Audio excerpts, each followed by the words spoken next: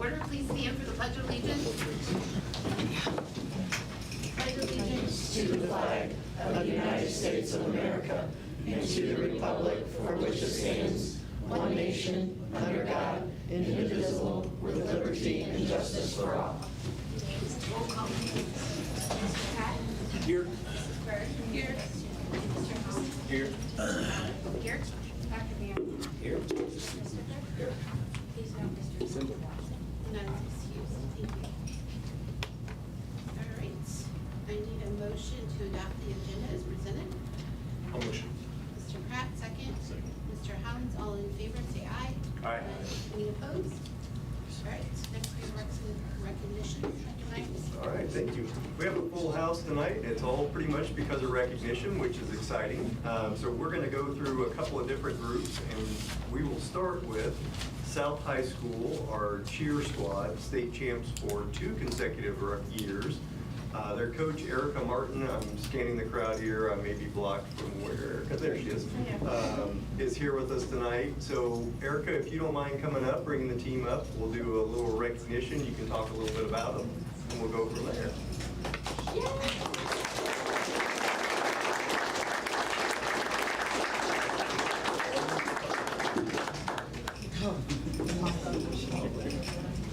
Do you just want to start here? Yeah. All right. Well, thank you guys very much for allowing us to come in today. It's kind of exciting to be here because out in the stands is my former cheerleading coach, the dance coach at West, who taught me everything I know. So, yes, this is back-to-back years for us. We're hoping to have a three-peat this year. So we have some incredible kids here with us today. So thank you guys for allowing us to be here. So. Well, thank you all for being here. I know summer's a little tricky, and we weren't sure if we were going to be able to get the majority of the team, so I know we probably took you away from some other stuff you wanted to do tonight, but congratulations to all of you, and any other efforts or things that we can do getting you ready for next year. We're looking forward to seeing if we can make it a three-peat, but congratulations to all of you, and kind of go from there. Thank you. All right, thank you.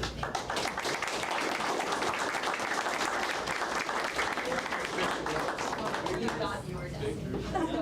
Just, I know they should be able to form up real quick. Take it quick. Erica, down across the front. More square, a little bit more square. There they are. Hold up your rings. Yeah, hold up your ring.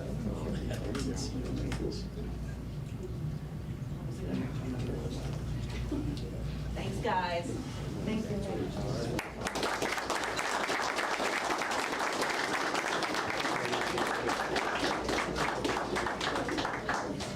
And not to be outdone, West High School dance state champs, second time in 4 years. Rachel Damlow is their coach. She's also with us this evening, as Erica just pointed out. So if you want to come up and present your team, we'll kind of go from there.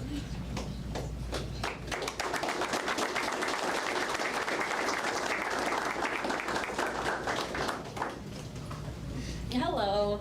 I really wasn't prepared to say anything, but thank you for this recognition. These girls have worked extremely hard. I've been coaching a very long time, as Erica has pointed out. But I can honestly say that I have never had a team as hardworking as this team. They are just an absolute dream to coach, and I'm just very proud of them and so excited that our season was able to end on such a high note. So thank you very much.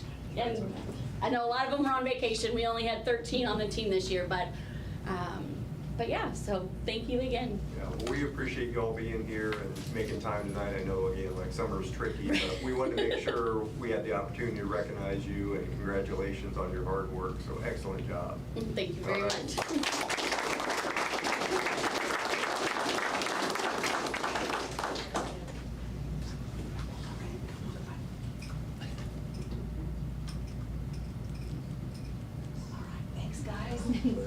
Thank you.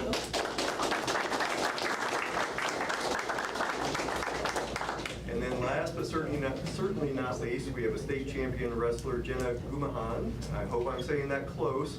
Check, but Kevin, correct me. Not even close. Kevin, correct me. Give me the correct pronunciation. Gumahan. Gumahan. All right, we're in the ballpark. No. Jenna, how would you say? Okay, thank you very much. So congratulations, state champ, and you want to talk a little bit about her, Kevin? Yeah, I can do that. I'm Kevin Moresco. This is Jenna. Todd Sanker's the head coach. He's on vacation. Didn't tell me how to make a speech. But anyway, Jenna's a sophomore, was fifth as a freshman, and came into this season, and we knew we were going to be in compete for the top of the podium. And we actually wrestled the girl we wrestled in the state championship about midway through the year, and she beat us. And kind of studied some film and kind of made a plan, and she executed and pinned a two-time defending state champ to earn her first state title. So we still got 2 more years, so hopefully we'll be back next year. I'll have a better speech plan. I'll work on the pronunciation. Get that figured out too. Yes. Hey, Jenna, did you also just have a meet or something this summer, or regional? Yeah, I have regionals and then I have national duels tomorrow. Okay, so congratulations. Good luck to you. Thank you very much for being here. Awesome. Good luck. Congratulations. Excellent work. All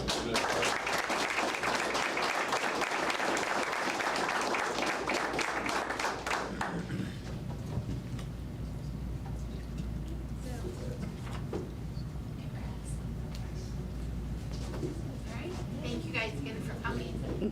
Next, we have our comments from the public, which we don't have any submitted this evening. So we're going to move on to our consent agenda. I need a motion to approve the consent agenda as presented. Mr. Helm, second please. Mr. Christopher, all in favor say aye. Aye. Any opposed? All right. On to financial reports. Well, tonight, members of the board, you just have the draft financials, draft budget for 24-25, and along with that, the accounts payable report, which is just for your approval so that we can release the checks that are sitting in the drawer that we hold until you get a chance to review that and approve those. I will go through, I will bring next meeting, next Monday, the actual more of a year-end summary and the May financials to you guys, and go through that the next week. So right now, I've handed out a draft budget message, and I'll just hit the highlights. Hopefully you've had a chance to review, kind of look at the numbers. Right now, we are projecting for the original budget for next year an 87.2 million surplus, not a surplus, balance for all funds. And then we will also have operating fund balances of 62.8 million or 24.6%. We are just barely balanced right now as this draft is. I want to say that with a caveat that I'm still working with some departments on some questions and some issues. I cut some amounts out of some budgets in custodial and a little in food service and some other areas pending some conversation with them because they seemed like they were a little excessively high in some of their budget areas. So I may need to add some items back here. So, but we are just barely balanced. The main reason that we had, you may remember, in our May revised budget, we had a $10.7 million surplus. Well, right now, we just barely have a $661,000 surplus. Right now, the main reason for that is we didn't have any new revenue come in. We have some minor new revenue come in local for our local property taxes, a little in Prop C, a little in E-rate, and about $1.5 million to cover reimbursement for the early childhood special ed expenses that will be more than they were the previous year, so we get reimbursed for that. And then we had a negative in federal revenue. Due to poverty census, we actually lost some money in Title I of about $700,000. We also had some rollover funds from the prior year, so it really looks like we're losing about $1 million in Title I funding. And we had another $2 million built into this budget for the final of COVID. And so that's with those negatives, that 3.3 negative, plus the additions that we had for the local and state money, it's basically balancing out to just about zero as far as an increase in revenue. So all the increase, what's chewed up that surplus that we had from this prior year, are increases in all the expenses. And all the increases are normal. We had about a 3 to a 3.25% increase across the board for raises for all the staff. So that equates to about 3.7 million for certified staff, 1.2 million for support staff. And then I had to build in about 3.1 million additional in benefit expenses. About $1 million of that's related to payroll taxes and retirement. Every time you have an increase in salaries, you have an increase in your retirement and your payroll taxes. And there's about $2 million that I've built into here for increases in our medical premiums. Right now, our reserve is struggling a little bit. We've had some high claimants, and there's also increased pressure for costs in the market. The trend is usually running around 10 to 11%. So that $2 million is to help cover that going forward. Of course, those premiums won't kick in until October. So it's really only, once that increases, it'll be a partial year. So that's part of where that's to help prop up that reserve. There were also in some of the departments, they had requested some increases. We had about $2.5 million in purchase services. They are going up. A large share of that is driven by contract people transportation, followed by transportation repair and maintenance costs, other purchase services and maintenance as well. The district still has a fair number of vacant bus driver positions. It seems like every time we hire some, we lose some more, so we just can't seem to get ahead. So we have a significant number of, I would still say, vacancies in our transportation department, which is forcing us to use more contracted transportation than we would like to. Now, we have focused some of that in the early childhood department, so to speak, in that program, because that's a fully reimbursed program. So if those costs go up, it's a year in arrears, but that's how we get reimbursed by the state for 100% of that program. So we're trying to focus some of that on areas where we get the money back to cover those costs. Technology repairs and maintenance costs are also increasing. Right now, that's set up at about $700,000. Our phone system, I know I can't believe it's been 5 years, but we've had our new phone system for 5 years now. And when we put that in, that come with a 5-year term on the policy and the support and the system itself. And now it's time to renew that. And right now, this is for a 3-year system. It's going to cost us a little over $500,000 to renew that for the next 3 years. And that's probably the best way we can do it. If you tried to do it year over year, it would cost you even more. So to add it up, it's worth doing it 3 years at a time. I know JB's worked with me, and we've went through his budget to try and see if there are any things where we could delay some stuff to help cushion that, because this is a one-time cost, and then maybe we'll go with some other projects going forward. But that's a large part of that. We're also upgrading our transportation routing system. That's going to have a couple of benefits to the district as well. Some of it will be routing. Some of it's just our GPS system was purchased by a company called CalAmp, what we did have, and we've had struggles with it. So this will help improve that, shifting to a new system. And it's looking like we're going to be able to put in a turn-by-turn system that we're demoing, which will help a lot of our drivers too, maybe become more efficient on stops and stop some of the sweetheart stops. Sometimes parents can talk drivers into stopping places they're not supposed to, and that becomes very inefficient for our routing. So the system might help stop some of that. But you guys look like you're guilty of something like that. You guys are like maybe trying to do that or something. No? Okay. That name is great. Our bus drivers are there to please. I understand. So They do a great job. they do a great job. They really do. So some of the other increases are in repairs and maintenance. We always have increases in our security costs. Our officers cost quite a bit. We really can't control that. A lot of that pricing is passed on from the city of O'Fallon and St. Peter's, so we just have to pay those increases, and that's continuing to rise. That's part of that increase that's built into here. And I know Dwayne Kitson in our maintenance department, he's asked for some additional funding to help fund some projects he has going on that he's requesting, and that's even after making some cuts, which we still have to have those conversations about. And overall, we also have about $874,000 in general supplies built into there. There were some sizable increases in our custodial costs, as well as some volumes. We were covering some of that with COVID funding, so that had to go back into his budget, so that's part of that increase as well. And then we had the new curriculum that you guys have approved, and that's going to increase our textbook cost by about $832,000. Now, we did have an offset. We have about $1.1 million less in costs for computers and Chromebooks next year, but that's just part of our scheduled replacement. So we're just spending a little bit less next year, which is helping cushion some of our expenses. Again, to summarize, the district is really in good financial shape right now. I mean, I do still have some concerns. We're really in this good shape because we had that extra COVID funding that helped prop up our balances, the full funding of the transportation formula, along with our interest rates now and our returns being over around 5.2%. That's really driving some good revenue. Unfortunately, the COVID money is now pretty much almost entirely gone. Interest rates, I think they've peaked. They're going to start to come down. As they start to come down, so will some of our earnings. We'll try and invest money as far out as we can and take advantage of the higher rates now.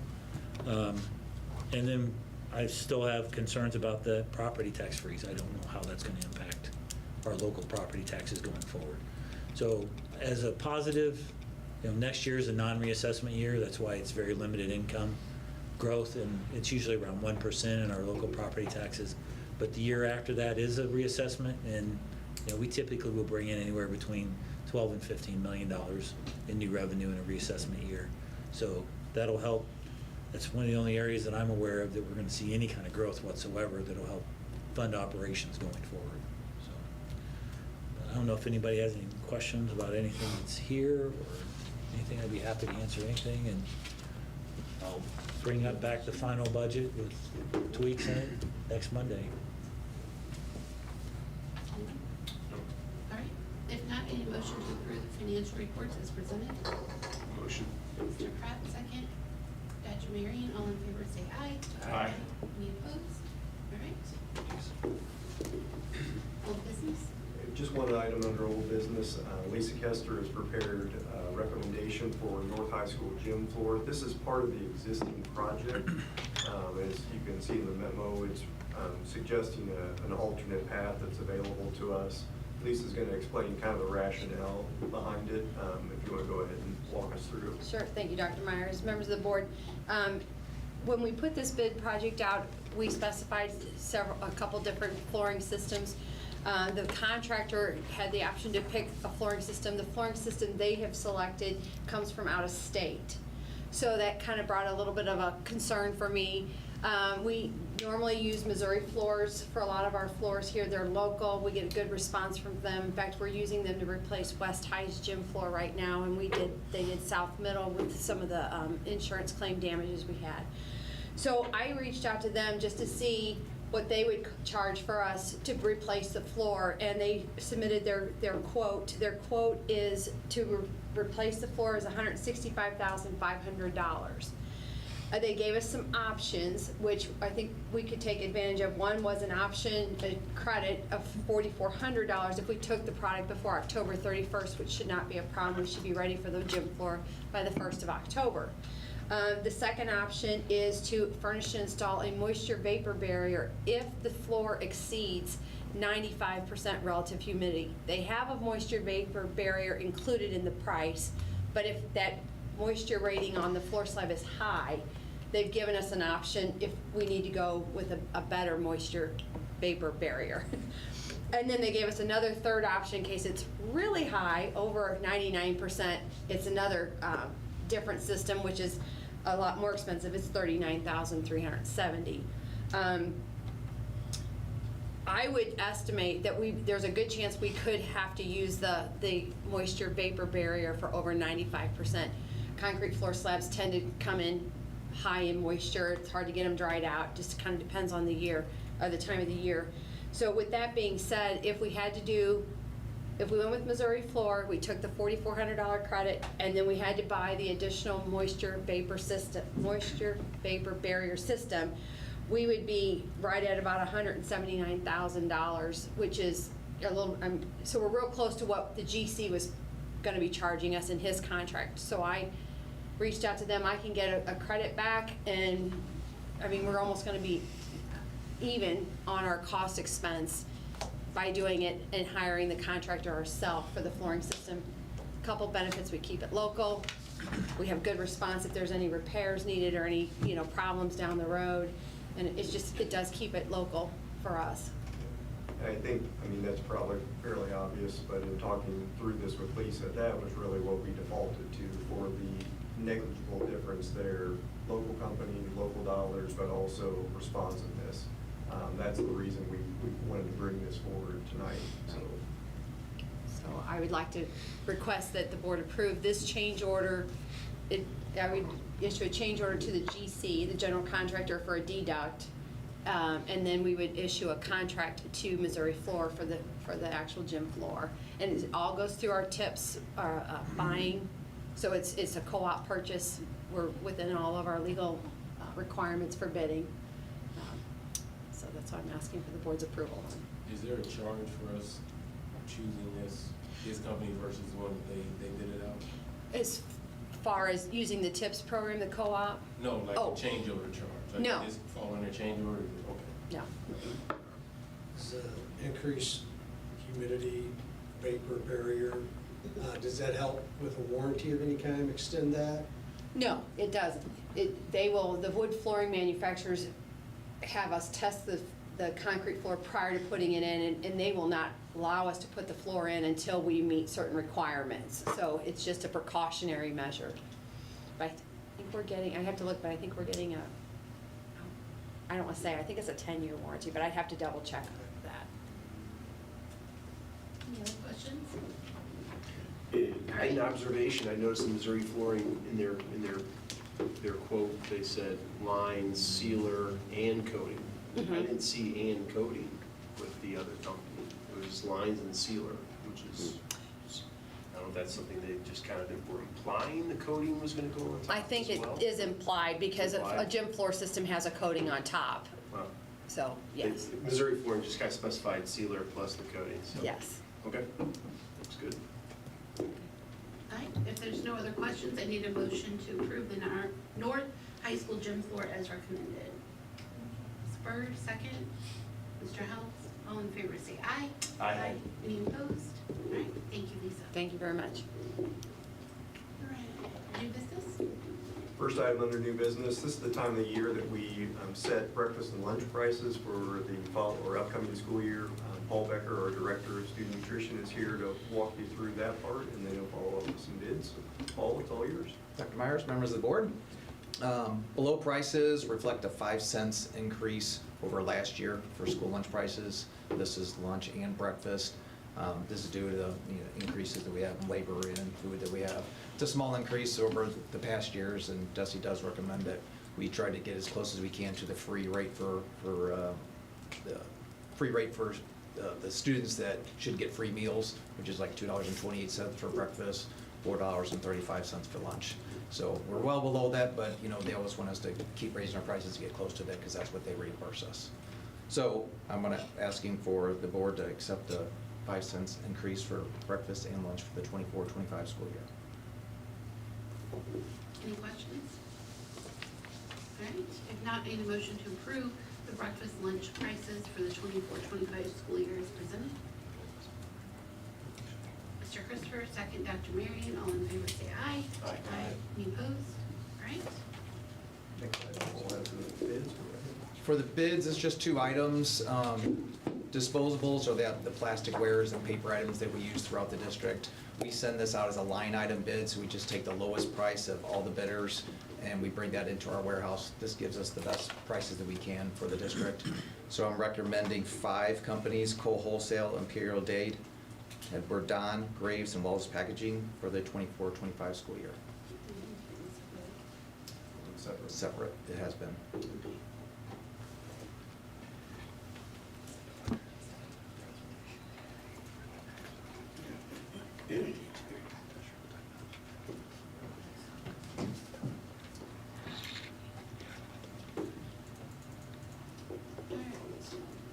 We need a motion to approve Cole Wholesale for the 24-25 school year. Dr. Marion, second. Mr. Christopher, all in favor say aye. Aye. Any opposed? All right, next we have Imperial Dade for the 24-25 school year. Need a motion, please. Ms. Byrd, second. Mr. Helm, all in favor say aye. Aye. Any opposed? All right, then we have Edward Don for the 24-25 school year. Ms. Byrd, second, Mr. Helms. All in favor, say aye. Aye. Any opposed? All right. Next, we have Graves. Mr. Helms, second, Ms. Byrd. All in favor, say aye. Aye. Any opposed? Next, we have Wallace Packaging for 24-25 school year. Mr. Helms, second, Ms. Byrd. All in favor, say aye. Aye. Any opposed? And for small wares, Edward Don. You want me to do it twice? If you would like, that was just, typically this is like pots and pans, utensils, stuff like that that Okay. we use. Okay. So for smallware for the 24-25, Edward Dunn, need a motion. Mr. Helms, second. Ms. Byrd, all in favor, say aye. Aye. Any opposed? All right. Thank you very much. All right, thank you, Paul. Thank you for being here. See you next year.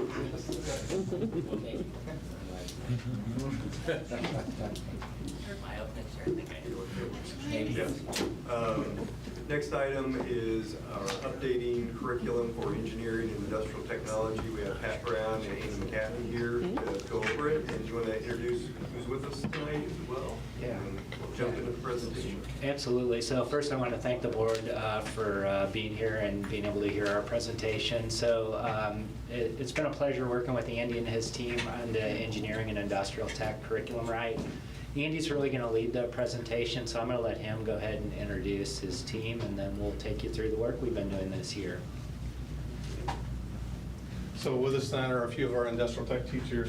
We've got Jason Harshman from North, Scott Dillon from North, and Stephen Fink from West High. So just one of them, they brought some projects if you guys wanted to look at some of the projects that they do during the school year. So. Does that one have plutonium in it by chance? We're all sure what that thing is. The one that looks like. I think that's the laser of the lightsaber. Lightsaber. Who's the nerd up here? So, Pat and I worked together with our team. These are just some of the names of the teachers that worked. We worked, all the teachers really dove in and helped us write this curriculum, and everybody kind of got in their expertise areas, and really we feel like we came up with a really great curriculum for the school year. Just some rationale for engineering and industrial tech. One of the big things is low skill and middle skill are things that are needing maybe not a college degree, but those skills are in high demand. And so there's going to be a 36% increase in low skill labor and 38% in middle school labor. There's a significant shortcoming seen in applicants' lack of general industry skills and knowledge, 52% in lack of that. So we feel like our area is important. And then the aging workforce, you've heard that probably for many years. There's only 11% of the population from 19 to 24-year-olds that are working in these areas. So it's very important. Manufacturing is a top 10 cluster. They're anticipating 8% growth by 2030. Construction, 11, probably even more than that. Architectural and engineering services, 10.35% by 2030. And then the amazing number, media technologies, 60% growth by 2030. So our goal is to empower students to be success ready for 6-12 and beyond, prepare students for careers in high wage, high need occupations, provide students with life skills. So we started this process in the spring of 2023. We started writing during the summer. Some of us got together and worked over the summer. During the fall we wrote and really kind of nailed it down by the winter of 24. So when you look at the curriculum online, it will look most like the other curriculums out there. I know that's probably hard to read that, but it's very similar. We have your topics, learning objectives, the timeline for that, and the standards. And each objective will have a standard or more that's aligned with it. So our middle school coursework didn't change that much, with the exception of we're adding some metalworking because we wanted to kind of emulate some of the work we do in the high school level. And we also realized in our area there's a lot of manufacturing, welding, machining. So this is an important area, and we're trying to get kids ready for that, starting their minds on that in the middle school level. So we are adding some metalworking at the middle school level. High school course didn't change that much. We still have Metals 1, Metals 2. These are courses that kind of build off each other. When you get to that Metals 3, you really take a decision of, are you going to go the precision machining route or the welding and fabrication route? In the Woods course, we added carpentry, which has really seen popular. Our numbers are kind of exploded in that area. And we're excited to see what's going to happen with our carpentry coursework. Drafting didn't change any. We do feel like it's an important part. We do see an increased number of students coming from the engineering side, taking some of our more advanced courses like 3D solid modeling and our civil and engineering and architecture courses. So that's exciting to see. We took our media technology and we saw that there's a bigger need in video production with the advent of social media and all the things. We really felt like we needed to go in that area. And so that's the direction we're kind of going to focus on. We felt like a lot of the other things we were doing were kind of repeats in other coursework. So this is kind of a slide that shows all of our coursework, the career and technical organizations with that, the IRCs that go along with each of those courseworks, other certifications that you can get, and career paths that you can go down. We also have different organizations, TSA, which we had a tremendous, some of our schools did great awards. We'll look at that in just a second during our TSA. Educators Rising, and then our robotics club also had second place and seventh place at nationals this year. We have many IRCs. Through our apprenticeship program, you can become a machine operator, a production tech welder, mechanical engineering technician, a robotics technician, commercial cabinet assembler, and carpenter. These are all in our area. We have other apprenticeships available. These are in our area that we are through our apprenticeships. In SolidWorks, you can get your SolidWorks certification and AutoCAD certification.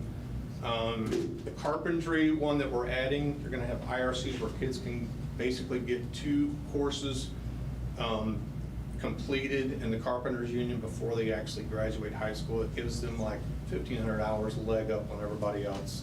And then with our new video, we're adding an Adobe Premiere Pro certification. So just some highlights from this year. I probably should have Mr. Fink come up and tell us all the things that West High won, but just some amazing things. West High had 10 students receive perfect scores for their projects, 7 students received perfect content knowledge scores, 5 students win individual competitions, and it kind of lists those. The second year in a row, West High was recognized as the Outstanding School Award, which is given to the school that has the highest combined score average in the state. North High had 4 winners listed here at the No State Team Competition.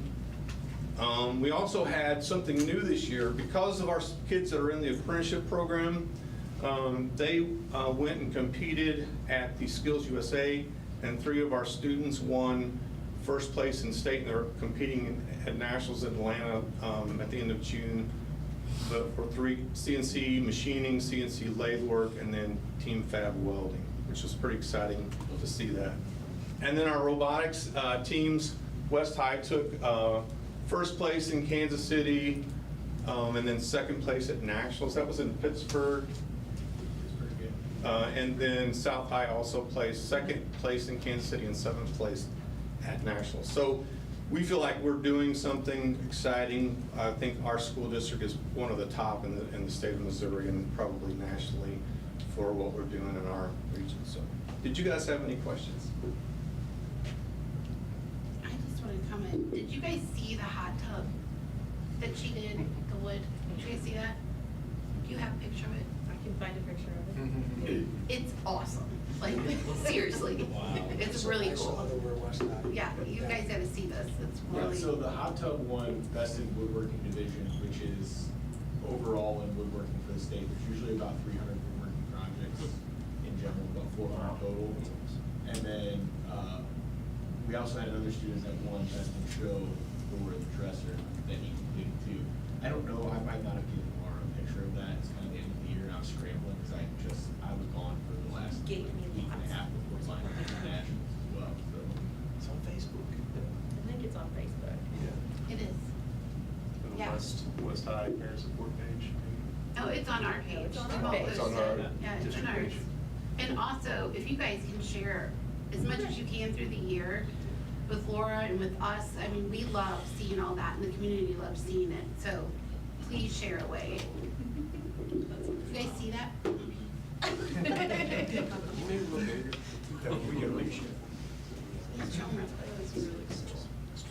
To have like 4 or 5 more pictures that. Oh, I'll see. And what was great was it had like best dad ever engraved into it, so she made it for her dad. You're on the TV, How did too. you get that thing to competition? Very carefully. A lot of people carrying it. Yeah. Thank you for all you all are doing, because without having people like you, you know, at the top tier of it, it wouldn't be where it is. So thank you, and also thank you to the students too. Yeah, it's all about the students, and we're just excited. I look forward to 5 or 6 years from now when you see all these kids that are going through our programs and just see what they're doing, because I think they're going to be just some amazing, you know, people in our Setting them up community. right for life. Yep. Thank you. Thank you. All right, if we don't have anything else, I need a motion to approve the engineering and industrial tech curriculum as presented. Mr. Christopher, second Ms. Bird, all in favor say aye. Aye. Any opposed? All right, thank you guys so much. Thank you all for being here. Awesome job, guys.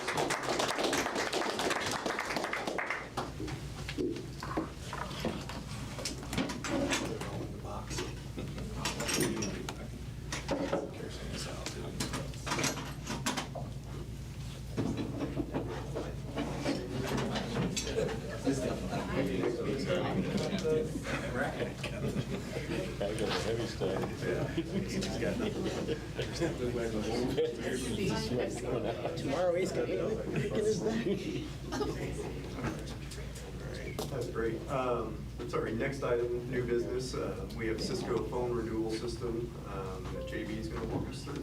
All right, I think Jeff pretty much covered it all, Covered it. but. Yeah. 3 years, 500 grand. Yep, all right. Any questions? Pretty much it. Yeah, so just a couple of really quick highlights. We have to renew it if we want to have phones. A big part of this is WebEx licenses, and just the key stat that I thought was really important. In the past year, we've had over 8,000 WebEx meetings that totaled about 319,000 minutes worth of meeting time, which goes straight to interacting with parents. So I think that's a really cool component of the system. So, but with that being said, we put it out for bid. We got 2 vendors that replied back. We are looking at the 3-year agreement for this as the best bid, $555,782.06. Any questions? All right, if not, I need a motion to approve the Cisco phone system renewal for 3 years. Dr. Marion, second. Mr. Helms, all in favor say aye. Aye. Any opposed? Thank you, Jamie. All right, Thanks, everybody.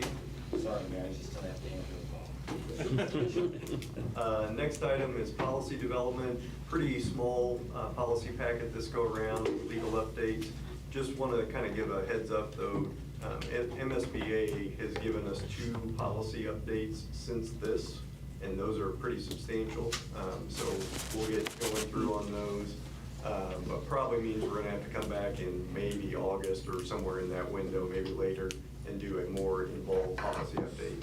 That's kind of where they've gone to now, is where it seems like more of it's landing in August, which is problematic for us and getting stuff ready for the start of the school year. But other than that, Jeremy, if you want to walk us through any? Yeah, thank you, Dr. Ray, ladies and gentlemen of the board. Just a couple of legal policy updates. The language that is recommended in the change for AC and EF, specific to the Department of Agriculture, it was a change. It was actually made within compliance for us about 2 years ago. So under our annual notifications, we have been in compliance because under federal regulation that has been in place. So where we do our annual notifications, we connect families and via our website to that. Really, it was MSBA that was they make all of our policy recommendations, and as they do for a lot of the districts in the state, and it was just them getting that recommendation within this last calendar year for us to get that in the change going into 24, 25, which will put us in compliance. We are looking at a federal audit that has been put, was supposed to happen last year in October for Mr. Paul Becker and the Food and Student Nutrition Services, that was gonna happen in the fall. It'll come back around though, and I don't think we'll avoid it this time. It's gonna be set for the fall again, so be good to get this in and have us be in compliant within the policy. So just a couple, the exhibits that are tied to that is just essentially then making us all under compliance with U.S. Department of Agriculture and the Student Nutrition Program. So any questions with regards to that? I have comments. So under our school nutrition program, we are including the phrase, including gender identity or sexual orientation. And you're telling me, I want to say that during our conversation, you told me that was already put in 2 years ago as a general rule? The general rule was put in 2021, yes. 21. I know the administration is making Title IX guideline pushes now. Why did we put that in 2 years ago? Or perceived gender? Because we know what this is opening the door up to, right? Are we talking about like the language itself? Yes. Yeah. Where is that language? Religion, gender, or perceived gender. Yeah. I mean, we already have enshrined in our policy that, I mean, in my opinion, I mean, this is, guys, go ahead and use the girls' bathroom. Guys, go ahead and play sports. Yeah, I wouldn't say that's the nature of the concern. I understand where you're coming from. But in terms of the language that's actually in here, what we're doing is bringing over the language from that USDA terminology in our non-discrimination statement over, but procedurally for us, this would not be anything of a change for us. It doesn't change our policies or practices. It's more... Well, because we already put it in our policy 2 years ago. And in our non-discrimination statement Yes. is really what he's getting at. I understand. Yeah, so this is not a reflection of the recent Title IX changes. Those things are two separate issues because the Title IX guidance has not been delivered yet. That may be, Mark, I think what comes out in August, but MSBA is pretty behind. It reeks of these Title IX guideline changes. Yeah, and I understand, particularly in the current climate, where some concerns come from, but practically and functionally for us, this doesn't change anything. This is just bringing over that language. A student, a parent could easily say, it's already in your policy. And we just recognized 3 female sport teams here. What could this possibly do to that? Yeah. In my opinion, it doesn't change anything for us, and that's why in walking through it, that's kind of where we're at in terms of bringing that language over. But like if you pull up our non-discrimination statement that's been there, that language came up. I'm going back, for those of you that were on the board at that time, that was one of the discussion points about it, but we addressed and went with that posting, and it's been in our annual notices as well. I think we would substantively just keep approaching the same things the way we have. A man was just crowned Miss Maryland. I mean, does that seem normal? Does that seem right? Well, I don't think we're debating what's right in our feelings on That phrase I mean, putting that's into not our really what policy, I feel like that really, it just normalizes it. So- I can't. I have 2 thoughts on it. One, I understand what you're saying, and I think it's probably worth this, maybe having Celinda look at what she thinks that means. Because I certainly, in most forms of discrimination and harassment, I don't want anybody because of their sexual identity being harassed. So I think it's important to have it in there for that. But I think that's a different question of whether this would make it discrimination to, as far as a sports team. That they could carry Do they over. can- Right. It could I think absolutely that's- lead right into it. I think that's Mark's concern, if I'm hearing it correctly, so I'd be interested to hear what Celinda says on that. We have got- How far that goes, or bring back what was provided then, Yeah. and did it change, I don't know. We have gotten Celinda's opinion on this in terms of language, both from a compliance standpoint and from, is this appropriate in terms of what we're getting ready to go through in an audit? And she's in agreement that this language does not substantively change procedurally anything we're doing. So she's comfortable with it. That's part of the reason that we're bringing it, number one, knowing we have the audit incoming, but separately from that, this is the language, like if you pull up equivalent districts in our area, this language is already in there for their policy equivalents for AC.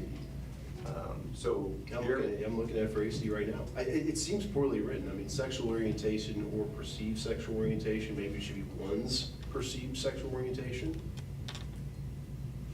Is it my perception of their sexual orientation? Is it theirs? I think, and are you talking, let me get that. I've got AC, General I've role. got AC E1 as well.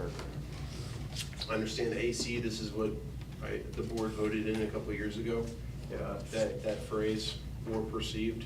Yeah, perceived sexual orientation in this connotation refers to a situation where if I were to assume based on someone's appearance that they are, they have a sexual preference of a certain kind. So if I'm looking at how they present and I'm making a perceived judgment on that, regardless of their actual sexual orientation, it's discriminating on the basis of my perception is what that's speaking to. And Mark, you're correct. When we had that language brought up in the previous one, that's one that we talked about quite a bit.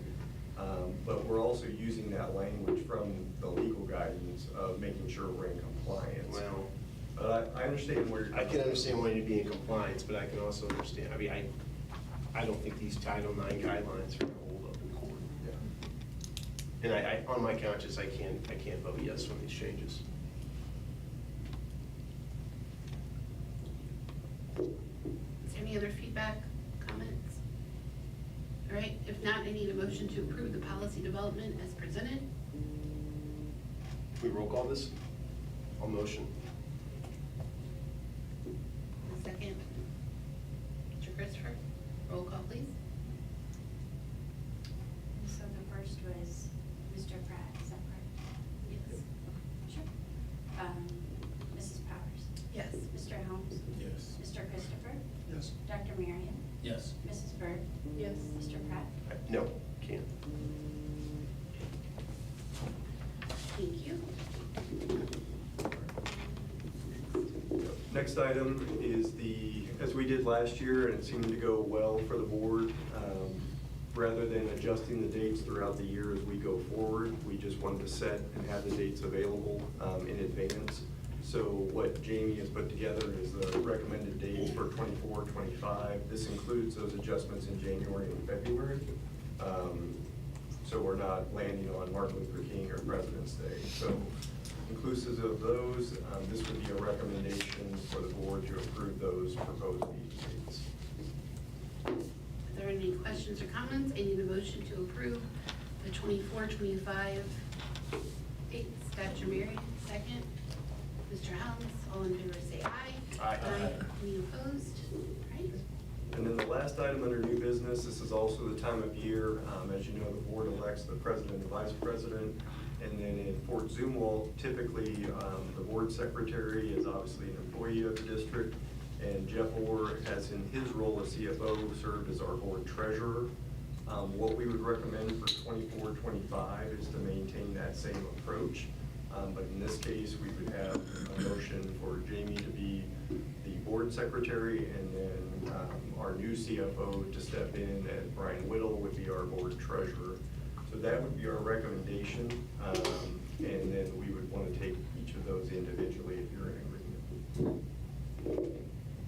No questions or comments? I need a motion to elect Jamie Marks as Secretary of the Board of Education. Mr. Christopher, second. Mr. Pratt, all in favor say aye. Aye. Any opposed? All right, thank you. Next, for our treasurer, I need a motion to elect Brian Whittle. Hold on, you just threw me off. I was looking over at Dr. Marion. Go, Gabriel. Mr. Helms, second. Ms. Burke. All in favor say aye. Aye. Any opposed? All right, thank you. That's it for new business. What is Mr. Whittle's start date? He started today. Started today. So we're doing the Welcome. 2 week Welcome, transition. welcome. Yeah. All right, next we have comments from the board. I will start with you, Dr. Marion. I'd say welcome to Brian, look forward to working with you, and thank you, Jeff, for many, many years of service. I know we'll see you next week, we'll probably say it again. But, it doesn't hurt to say it twice, right? Thanks. I also Thank you, appreciate guys. going with the local company for the floors, that seems to make sense, so thank you for that. Thanks to everybody else for all the hard work. Mr. Christopher. Yeah, same thing to Jeff and to our new officer officer here, and welcome, we're glad to have you. It's been a good year. Hope everybody has a good summer and keeps it going as everybody plans to get ready for next year. I do have one announcement. You know, we've had the Grow Your Own Teacher for many years, and now we've put in a Grow Your Own Paraprofessional. And so we've got our first one, and that's Shamika Benz is the first recipient of FZ's Education Foundation for Paraprofessional Grow Your Own. Now, she's been a para at North Middle since 2018, and the award provides her $2,500 per semester for 6 semesters. In addition to the $1,250 Paraprofessionals can access and tuition reimbursement. So, I mean, that's gonna help anybody out. I know it's gonna help her out greatly, and it's great to see that we're advancing the Grow Your Own stuff into other areas of great need. So, love it. Thank you. Mr. Pratt?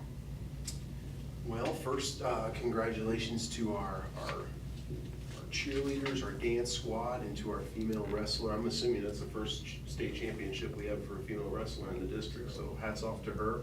And then also just recognition to the West High Robotics team. They took 3 of the BattleBots to their national competition in Pittsburgh. Dino got 2nd place in the nation, Blitz got 9th, Supernova got 13th.